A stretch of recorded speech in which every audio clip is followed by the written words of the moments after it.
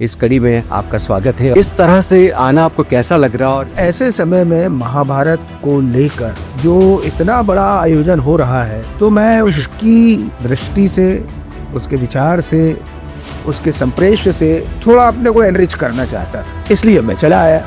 कृष्ण की दृष्टि में चाहे कितने भी अपने लोग हों, खून के रिश्ते वाले हों, चाहे कुछ भी हो, लेकिन अगर धर्म की विजय होनी है, सत्य की स्थापना होनी है, तो आप उनके साथ भी संघर्ष में रह सकते हैं। तो गहन दृष्टि इस बात की है कि चाहे आप कृष्ण के दर्शन को निकाल के देखें पूरे महाभारत से, या उसमें जितने पात्र आए हैं, रचना तो उसी कृष्ण की थी, लेकिन एक ऐसा समय आया जब उन्हें लगा कि धर्म तिरोहित हो रहा है, न्याय खत्म हो रहा है, शांति के ऊपर बहुत बड़ा खतरा है। तब अंततः उनको ये निर्णय लेना पड़ा कि ये युद्ध तो होगा।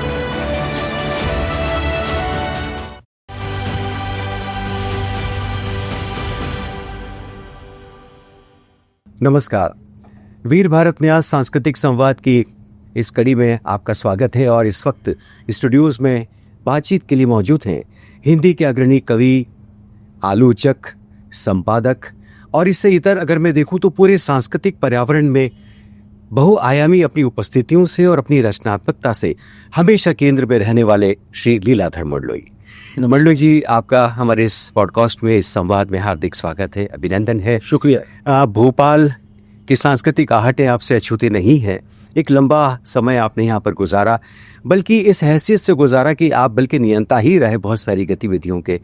इस लिहाज से जब आप एक प्रवासी भोपाली की तरह आते हैं और फिर गहमा गहमी हमारे सांस्कृतिक परिसरों में देखते हैं, और तब जबकि इस मुहाने पर महाभारत रचा गया है, मैं और साफ कर दूं कि महाभारत पर केंद्रित 9 दिनों का एक सांस्कृतिक बहुरंग रचा है मध्य प्रदेश शासन के संस्कृति महकमे ने वीर भारत न्यास के संयोजन में।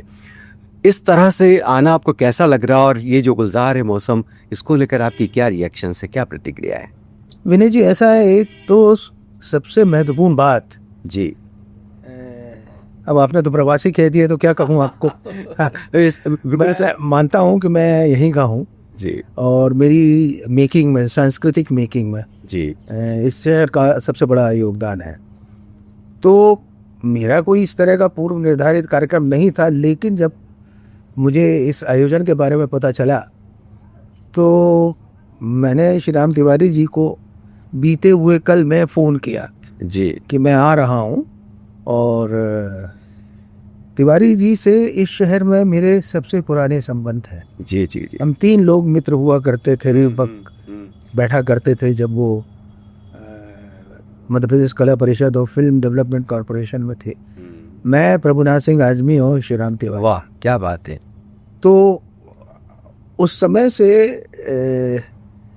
जो विज़न था श्री राम तिवारी जी का कलाओं में, वो सब बहुत, जिसको आप कहते हैं कि क्लोज आई से देखा है जी।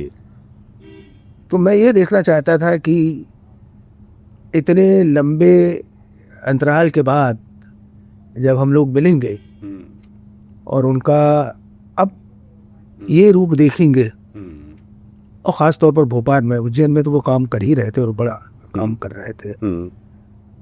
तो एक तो दोस्ती का राग था, एक संस्कृति का राग था जी, और सबसे महत्वपूर्ण ये था कि जब ये कहा जाता है कि घर में सारे ग्रंथ रख लें, महाभारत ना रखें, जी जी, तब ऐसे समय में महाभारत को लेकर जो इतना बड़ा आयोजन हो रहा है, तो मैं उसकी दृष्टि से, उसके विचार से, उसके संप्रेष्य से मैं थोड़ा अपने को एनरिच करना चाहता था।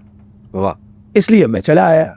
जी मंडलोई जी, यहाँ तक तो ठीक है कि आपको कहीं न कहीं इस आवाज़ ने आकर्षित किया कि महाभारत पर हो रहा है, लेकिन जब आप इस परिसर में आ ही गए हैं, भारत भवन कलाओं का घर, हम सब जानते हैं कि 30 बरस से भी ज़्यादा वक्त बीत गया, कई सारे अनूठे प्रकल्प सबसे पहले अगर संस्कृति में रचे गए तो भारत भवन में रचे गए, आप उसके साक्षी भी रहे। इस महाभारत के पूरे संयोजन, इसकी परिकल्पना और इसके विस्तार को या इसके विन्यास को देखकर आपको क्या लगता है, क्या ये ठीक अर्थों में चित्रित हो पाया है, साकार हो सका है? देखिए, इस आपको भारत भवन के थोड़ा पीछे जाके देखना पड़ेगा। जी। मुझे लगता है कि मूल नींव जो है वो मध्य प्रदेश कला परिषद की रखी हुई है। जी जी। उसमें चित्रकला भी होती थी, एग्जीबिशंस लगती थी जी। संगीत के कार्यक्रम होते थे, नाटक के कार्यक्रम होते थे, फिल्म के कार्यक्रम पहले उसके साथ होते थे, फिर उसके बाद फिल्म का प्रभाग बन गया। तो मुझे लगता है कि जो यहाँ पर बीज है वो बीज मध्य प्रदेश कला परिषद के हैं और उनका विस्तार जी फिर अनेक दिशाओं में हुआ। उसका एक ये कह लीजिए कि एक डाले के उत्कर्ष एक उत्कर्ष आप भारत भवन में देखते हैं जी। क्योंकि तब मध्य प्रदेश के सारे जिलों में कला परिषद हो या लोक कला आदिवासी परिषद हो या साहित्य परिषद हो, उससे सारे कार्यक्रम हुआ करते थे जी। फिर जब भारत भवन हुआ तो वो एक समेकित रूप था। यहाँ पर एक ही जगह आप सारी कलाओं को देख सकते थे और उससे आपका जो विकास है वो बहुत सम्यक हो सकता था, कलात्मक हो सकता था, रचनात्मक हो सकता था, लेकिन वो सिर्फ भोपाल के लोगों के लिए संभव था क्योंकि आयोजन यहाँ हो रहे थे। जी। उन लोगों का क्या जो लोग मध्य प्रदेश के तमाम पिछड़े इलाकों में थे, लेकिन उसमें से जैसे चित्रकला को लेकर स्वामीनाथन जी ने बहुत काम किया। क्लासिकल म्यूजिक तो यहाँ पर आया उतना, लेकिन वहाँ पर जो सुगम की जगह थी वो सुगम की जगह यहाँ नहीं बनी। जी बिल्कुल, जैसा मैं समझता हूँ। जी बिल्कुल ठीक। तो वो प्रतिनिधि रूप में सारी चीजें होने लगी कि एक साल में आप कितने आयोजन कर सकते हैं और जब एक जगह में करने हो। लेकिन एक ही संस्था जब पूरे मध्य प्रदेश में करती थी तो आप संख्या का अनुमान लगाइए और हाशिए के कलाकारों की उपस्थिति वहाँ बेहतर होती थी। जी। यहाँ पर चुने हुए कलाकारों को जगह ज़्यादा मिलती थी जिनको राष्ट्रीय अंतर्राष्ट्रीय एक पहचान मिली है। तो अब आपने महाभारत के संदर्भ में कहा, बिल्कुल हाँ। देखिए क्या है कि इसमें एक अनोखापन, इसके साथ साथ एक खास किस्म की ग्लोबल प्रासंगिकता को आप यहाँ देख सकते हैं। उसका कारण बता रहा हूँ मैं। कारण ये है कि इस समय पूरी दुनिया युद्ध के साए में पड़ रही है और जितने भी युद्ध चल रहे हैं वो किसी ना किसी तरह की अस्मिता के लिए चढ़ रहे हैं। लेकिन उन अस्मिताओं में और हमारी अस्मिताओं में बुनियादी फर्क है। महाभारत के केंद्र में कृष्ण है। कृष्ण की दृष्टि में चाहे कितने भी अपने लोग हों, खून के रिश्ते वाले हों, चाहे कुछ भी हों, लेकिन अगर धर्म की विजय होनी है, सत्य की स्थापना होनी है, तो आप उनके साथ भी संघर्ष में रह सकते हैं। जरूरत पड़े तो युद्ध में अगर वो मारे भी जाते हैं तो अंततः प्रकारांतर से वो धर्म की विजय के लिए ही सब कुछ हो रहा है। जी जी जी। तो एक तो इसमें धर्म केंद्रीय हो गया, न्याय केंद्रित हो गया और सत्य केंद्रित हो गया। तो महाभारत के ये जो सबसे महत्वपूर्ण एक तरह से संकेत है जी, या उनका एक तरह का जो संप्रेषय दर्शकों के लिए है जी, वो छवियों के द्वारा, वो फिल्मों के द्वारा, वो ध्वनियों के द्वारा, वो नाटक के द्वारा, वो संगीत के द्वारा, वो एक जगह यहाँ पर जो संगठित किया गया है। जी जी। तो यहाँ से आदमी टुकड़ों टुकड़ों में तो शायद महाभारत को ग्रहण ना कर सकता, लेकिन यहाँ जितने केंद्रीय चरित्र हैं वो चाहे पॉजिटिव हो चाहे ग्रे चरित्र हो, वो सब इसमें एक साथ मंच पर यहाँ पर आपको दिखाई देते हैं जी। और आप ये समझ सकते हैं कि कौन धर्म की तरफ है, कौन धर्म के विरुद्ध है ना? कोई कौन न्याय का पक्षधर है, कौन अन्याय का प्रतिनिधि है। जी जी। तो ये बात जो एक तरह से समझाने की है वो इन कलाओं के द्वारा हो रही है और आप देखिए कि एब्स्ट्रैक्ट फॉर्म में होकर भी, क्योंकि नृत्य है, कठपुतली है, ये है, वो है, मतलब ये उस तरह की फिल्म तो नहीं है कि जिसमें आप पूरी कथा। जी जी।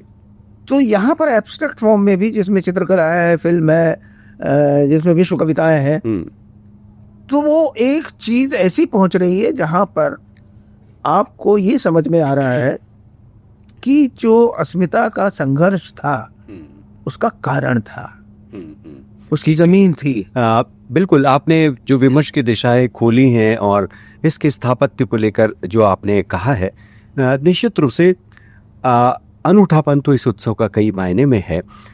यहाँ पर जब अभी आप महाभारत के परिप्रेक्ष्य में जिन माध्यमों का जिक्र कर रहे थे, तो उसमें मंडलोई जी ये बात सामने आती है कि भारत को सिर्फ और सिर्फ हम किताबों से नहीं समझते हैं, हमारी पूरी सभ्यताएं जो हैं वो अन्य कला माध्यमों में भी उसको देखती समझते हैं। और लोक का ज्ञान तो वही कहता है कि हम तो इसी के सहारे आगे बढ़े हैं। इसमें ओरल ट्रेडिशन भी आती है।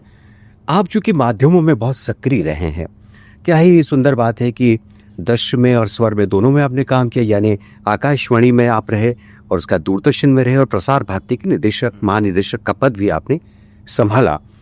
ये जो आपका अनुभव रहा है इन दो माध्यमों में, क्या आपको लगता है कि इन माध्यमों में हमारे जो क्लासिक्स हैं उनको जिस तरह से पहुंचना था, उनकी क्या भूमिका रही? यदि रही है तो वो भी रेखांकित करें, और आज इस मौके पर उनकी और क्या भूमिका और जिम्मेदारियां हो सकती हैं, ये दोनों पक्षों पर थोड़ा खुलासा करिए। देखिए, एक चीज तो ये मान के चलिए कि अभी जो भारत भवन में महाभारत को लेकर कार्यक्रम हो रहे हैं जी, वो दृश्य केंद्रित है, वो श्रव्य केंद्रित नहीं है।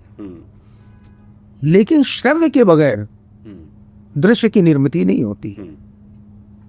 तो आप यहाँ देखेंगे तो श्रव्य का, यानी कि स्पोकन वर्ड का, यानी संवाद का भी एक बड़ा हिस्सा है। तो ये दोनों की एक तरह से आत्मिक जुगलबंदी का सुपरिणाम है। लेकिन सिर्फ इतने से बात नहीं बनती। जब आप कलाओं की बात करते हैं तो हर आदमी का देखने का, समझने का, उसके आस्वाद का तरीका बिल्कुल भिन्न होता है। किसी को फिल्म अच्छी लगती है, किसी को चित्रकला अच्छी लगती है, किसी को लोक संगीत, किसी को शास्त्रीय संगीत, किसी को नाटक। तो ये जो समन्वित रूप है, या जिसको हम लोग बहुत साधारण भाषा में कहें कि ये जो कलाओं का गुलदस्ता है, ये प्रत्यक्ष रूप से, परोक्ष रूप से, मूर्त रूप से, अमूर्त रूप से महाभारत के उसी एक संघर्ष को पहुंचा रहा है, जिसमें मूल बात वही है कि जब जब आप इतिहास में लौटेंगे, चाहे मुगल काल हो, चाहे अंग्रेजों का काल हो, चाहे पुर्तगीज का हो, चाहे फ्रांसीसी जो आए थे उनका हो, शक हूं, जो जितना भी हम कहते हैं, वे जो आए थे तो वे अपनी अस्मिताओं के लिए संघर्ष कर रहे थे, और उन्होंने किसी को अपदस्थ किया तब वो आपके राजा हुए, शहंशाह हुए, कुछ भी हुआ जी। लेकिन उनके केंद्र में भी क्या था? उनका धर्म था, उनकी संस्कृति थी। अब उसमें जो आप एक शब्द यहाँ औदार्य कह रहे हैं, तो महाभारत हो या किसी भी तरह का संघर्ष रहा हो अस्मिता के लिए, उसमें आपको देखना ये पड़ेगा कि वहां से छन के आता क्या है जी। क्या सिर्फ युद्ध आएगा, या अगर युद्ध हुआ है तो युद्ध के कुपरिणाम को लोगों ने स्मृति से बाहर किया और सुपरिणाम से भविष्य को देखा, है ना? और उसके साथ साथ उस युद्ध की सीख में क्या उदारता की वो तमाम चीजें, जैसे प्रेम है, करुणा है, मनुष्यता है, सद्भाव है, शांति है, क्या वो अंततः निकल के किसी समाज में आए या नहीं आए?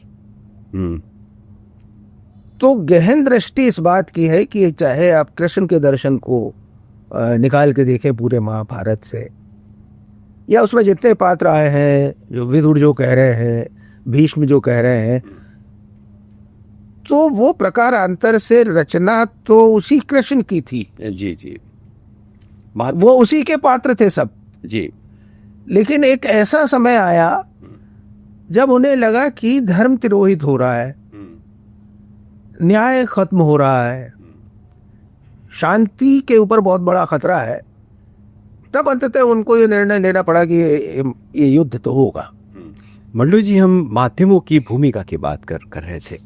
माध्यमों की भूमिका, ये जो माध्यम है, कला माध्यम भी है, लेकिन आप चूंकि दृश्य श्रव्य माध्यम में आप रहे हैं, आप आकाशवाणी में रहे, तो इन माध्यमों ने महाभारत के आख्यान को पहुंचाने में क्या भूमिका अदा की है, और आज क्या ये उसी भूमिका को का निर्वाह कर रहे हैं, या फिर से नए सिरे से अपने इस दायित्व को इस केंद्र में लाने की आवश्यकता है, ये जानना चाह रहा हूं। देखिए, जब आप आकाशवाणी की बात करेंगे तो उतने घर घर में रामायण नहीं पहुंची थी जब रेडियो ने रामचरितमानस शुरू किया। जी, मानस गान सुबह, और जो मानस गान आकाशवाणी भोपाल ने तैयार किया, जी, आज भी दुनिया में ये लोग मानते हैं। मैं जब महानिदेशक था या उप महानिदेशक था, तब तक हमने बॉलीवुड के सितारों, मतलब उसमें लता मंगेशकर भी थी, उसमें मुकेश भी थी, उनके माध्यम से पूरा रामचरितमानस रिकॉर्ड किया था।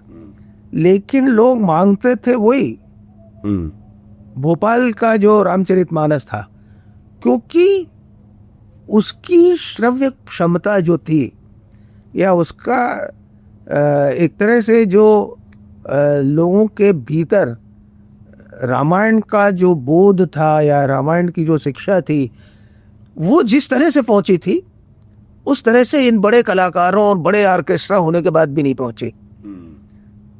पहली चीज ये है कि आप किसी भी कृति को कितनी सादगी से प्रस्तुत करते हैं, उसका असर ज्यादा होता है। उसी को जब हमने हॉलीवुड से करवाया तो वो बात नहीं आई। इसी तरह से आप महाभारत को ले लीजिए, या मैथिली शरण गुप्त के बहुत सारे इस तरह से जो उर्वशी है, वो सारे, ये जब रेडियो पर आए थे तो उनकी पहचान उन कालजयी ग्रंथों की, उन चरित्रों की, जिस तरह के उस समय में संवाद बोले जाते थे, उसकी पहचान ज़्यादा रेडियो से हुई। दूरदर्शन से आने के बाद भी ये बाजार बंद हो जाया करते थे। रामायण के समय में, महाभारत के समय में बहुत सारी बातें सही हैं, लेकिन कोई माध्यम कहाँ तक पहुंच रखता है, तो मैं अभी भी कहूँगा फिल्मों की तुलना में ये जो दृश्य माध्यम है, जो टेलीविजन के माध्यम है, जी जी, वो अंतिम व्यक्ति तक पहुंचते हैं। इसलिए अंतिम व्यक्ति तक, वो धुरंधर में अक्षय खन्ना भी हो तो उसका एक छोटा सा डांस भी हो और उसमें लोकेश की बजाई हुई शहनाई भी हो, वो पूरी दुनिया में वायरल हो जाती है। जी जी। तो आप ये मानते हैं कि आज जो है वो दृश्य माध्यमों का दौर है? ये कहना बहुत हद तक सही है, लेकिन सबसे कठिन माध्यम जो है ना दुनिया में क्या है, वो श्रव्य माध्यम है। जहां आपको अपनी आवाज से ही राम को खड़ा करना है, उसी आवाज से आपको रावण को खड़ा करना है, कृष्ण को भी खड़ा करना है। तो ये कहा जाता है, समूची इंडस्ट्री में कहा जाता है, इन तमाम लोगों को लेकर भी, भाई एक दौर में अमिताभ बच्चन, सुनील दत्त वगैरह फिल्मों में वो काम कर गए रियाज के बाद, लेकिन ऑल इंडिया रेडियो पे जब आए थे तब वो उनकी आवाज में वो बात नहीं थी। जी जी बिल्कुल। तो उससे भी उन्होंने सीखा कि बोलने में क्या गलती होती है, क्यों रेडियो ने हमको स्वीकार जी जी जी जी। तो वो बाद में उन्होंने उनका रियाज किया, हाँ, तब उस माध्यम में सफल हुए। जी जी। तो ये दोनों माध्यम की ना एक तरह से गठजोड़ है, अपनी ताकत भी है। जी जी। और इसलिए आप पाएंगे कि आज जो सोशल मीडिया भी है, आप पॉडकास्टिंग कर रहे हैं, क्यों कर रहे हैं भाई? जी, क्योंकि हाल में ही सोशल मीडिया पे पॉडकास्ट बहुत मशहूर हो गया। जी, बड़े बड़े लोग आ गए पॉडकास्टिंग में। क्यों? क्योंकि बोला हुआ शब्द और बोले हुए शब्दों में जो एक कथा बनती है, एक जो दास्तान बनती है, लोग उसको सुनना चाहते हैं। जी मुरली जी, आखिरी सवाल लेकिन आपसे पूछा ही जाना चाहिए। आप बुनियादी तौर पर तो आप कवि हैं, और कवि होने के साथ में तो आपने नॉन फिक्शन भी बहुत लिखा, उसके बाद आपकी आत्मकथा इन दिनों बहुत चर्चित है। इसके साथ ही आप एक आलोचक भी हैं और हमारी एक पूरी जो बौद्धिक संपदा है उसके समकालीन परिदृश्य में आपकी आवाज़ों को बहुत गौर से सुना भी जाता है। हम याद करते हैं अगर महाभारत से प्रतिकृत होकर, इंस्पायर होकर जब धर्मवीर भारती अंधा युग लिखते हैं, रश्मि रथी लिखते हैं, जब दिनकर लिखते हैं, और हमारे भोपाल के दुष्यंत कुमार की एक कंठविशपाई को भी हम काउंट कर सकते हैं। आज की कविता, आज का साहित्य महाभारत से प्रेरित होकर उतना मुख्य धारा में खुद को साझा क्यों नहीं कर रहा है? क्या आप मानते हैं? देखिए क्या है कि जब तक आप भारतीय भाषाओं पे पूरा ध्यान नहीं देंगे और उत्तर भारत के साहित्य पर भी जब आप बात करेंगे तो उत्तर भारत के साहित्य में जैसे ही आप लोक भाषाओं में जाएंगे और लोक बोलियों में जाएंगे तो आप पाएंगे कि चाहे रामायण हो, चाहे महाभारत हो, चाहे किसी भी तरह का ग्रंथ हो, प्राथमिक रूप से सबसे पहले जो उपस्थिति इनकी लोक रूपों में हुई है वो हिंदी में जाके बाद में हुई। हिंदी तो 100-125 साल की है, लेकिन अगर आप नाटक की बात करेंगे तो नाटक में चाहे स्वांग हो, चाहे अपना यक्षगान हो, चाहे जितना भी जी तो सब बहुत सारे लोक कला रूप है उनमें है। तो महाभारत या रामायण या इस तरह के ग्रंथों की पहली उपस्थिति वहां से है। समकालीन साहित्य, हम समकालीन साहित्य की बात कर रहे हैं। मैं वही बता रहा हूं कि समकालीन साहित्य में जब तक आप भारतीय भाषाओं का साहित्य नहीं पढ़ेंगे तब तक आपको ये समझ में नहीं आएगा। जैसे बहुत सारे प्रबंध ग्रंथ लिखे गए हैं हिंदी में और छंद में लिखे गए हैं, और ये परंपरा उसी समय से शुरू हो गई थी जो आपका द्विवेदी युग था। द्विवेदी युग से चाहे मैथिली शरण गुप्त हो, चाहे उसके बाद भाई कृष्णायन किसने लिखा है? द्वारिका प्रसाद मिश्र। जी कृष्णार्जुन युद्ध भी माखनलाल जी ने लिखा है। माखनलाल जी ने लिखा है। तो ये है, लेकिन क्या है ना कि समय एक चक्र है, उस चक्र में कब कौन सी चीज घूम के आती है। आपको क्या लगता है कि ये अचानक महाभारत हो रहा है? इसके अपने पॉलिटिकल मीनिंग्स हैं। बिल्कुल इसके अपने पॉलिटिकल मीनिंग्स ये हैं कि एक तो ये समय ऐसा है जी, दूसरा ये है कि अभी संघर्ष किसका चल रहा है? सभ्यताओं का संघर्ष पूरी दुनिया में चल रहा है। बेशक आपके पड़ोस में चल रहा है, सब जगह चल रहा है ना। तो तब ये रेलेवेंट हुआ और एक बार फिर से नई मीनिंग के साथ ये अब देखा जाएगा। अब इसमें से बहुत सारी कथाएं ऐसी निकलेंगी जो भारतीय भाषाओं में लिखी गई हैं और शायद नए कनोटेशंस के साथ, राजनीतिक मंतव्य के साथ लिखी जाएंगी। जी, तो क्या आपको ऐसा लग रहा है कि ये पीछे लौटने का इस अर्थ में कि पीछे जो छूट गया है उसको फिर से मुख्य धारा में लाना, ये और पीछे देख के आगे बढ़ने का है। जी बिल्कुल, ये पीछे देख कर आगे बढ़ने का। देखिए पीछे की कोई चीज लौट के नहीं आती। जी लेकिन प्रतीकात्मक रूप से या नए नैरेटिव्स में वो कभी भी प्रकट हो सकती है। जी एक नया कृष्ण तो आ सकता है, एक नया अर्जुन आ सकता है, एक नया कर्ण भी आ सकता है, लेकिन वो महाभारत वाले नहीं आएंगे क्योंकि समय और काल बदल गया है। जी राजनीतिक स्थितियां बदल गई। तो मुझे लगता है उसको इस दृष्टि से देखना चाहिए। जी बिल्कुल, बहुत बहुत धन्यवाद मंडलोई जी। बिल्कुल एक नई बात आपके साथ संवाद में निकल कर आई कि हमें पिछले को आज से जोड़कर कल लौटाने के लिए एक नए रिश्ते की, नए मंथन की, नए विमर्श की आवश्यकता है। और यही दरअसल जो परस्परता है अतीत, आज और आगत के बीच में, ये साहित्य और संस्कृति इस काम को लगातार करते रहे हैं। महाभारत का होना भी दरअसल इसी बात का सूचक है। आप आए और आपने इतनी अच्छी और महत्वपूर्ण बातें हमसे साझा की। इस सांस्कृतिक संवाद में हिस्सेदारी के लिए मंडलोई जी आपका बहुत बहुत धन्यवाद, बहुत बहुत शुक्रिया। बहुत शुक्रिया।